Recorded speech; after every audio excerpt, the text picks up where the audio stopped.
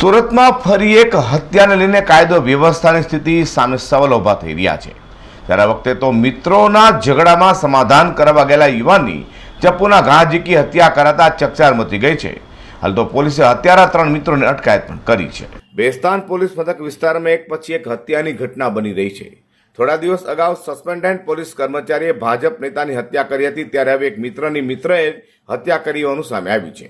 વાત એમ છે કે બેસ્તાન પોલીસ મથક વિસ્તારમાં આવેલા ઉન તિરુપતિ બાલાજી વિસ્તારમાં રહેતા 23 વર્ષીય અનુરાગ ઉર્ફે ગુડ્ડુ ચૌધરીના મિત્ર વચ્ચે ઝઘડો થયો હતો, જેથી મિત્રો વચ્ચે થયેલા ઝઘડાને છોડાવવા અને સમાધાન કરાવવા ગુડ્ડુ ચૌધરી ગયો હતો।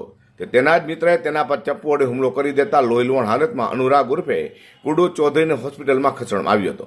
ત્યાં ફરજ પરના તબીબોએ તેને મૃત જાહેર કર્યો છે, જેને લઈને પોલીસ દોડતી થઈ ગઈ હતી અને ગુડ્ડુ ચૌધરીની હત્યા કરનાર તેના 3 હત્યારા મિત્રોને અટકાયત કરાઈ છે। मेरा भाई का नाम गुड्डू रामचंद्र चौधरी। क्या हुआ था, किस तरह से झगड़ा हुआ? 2-3 लड़के थे, आपस में झगड़ा करे थे, तो मेरा भाई गया समझाने के लिए, तो उल्टा उसको ही चाकू मार दिए लोग। कितने लोग थे और क्या कर रहे हैं? वो लोग उधर नीचे झगड़ रहे थे, तो मेरा भाई भी देख रहा था कि फिर समझाने गया तो फिर इसको मार दिया उल्टा। कहाँ पे हुआ और तिरुपति बालाजी बेस्तान। कितने लोग थे वो लोग झगड़ा करने वाले और किस तरह से आपको भाई को मारा? मेरे भाई को चाकू से मारा। 3 लोग। 3 लोग थे वो लोग। नाम नाम आपको पता है जो मारा है उनको, क्या नाम है कुछ? उनका नाम तो नहीं पता, मगर पकड़ा है वो लोग, पुलिस वाले पकड़े। क्या मांगे आपकी?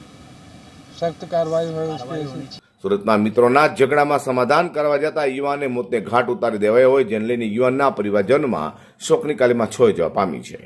અઝર કુરેશી સાથે પ્રકાશવાળા।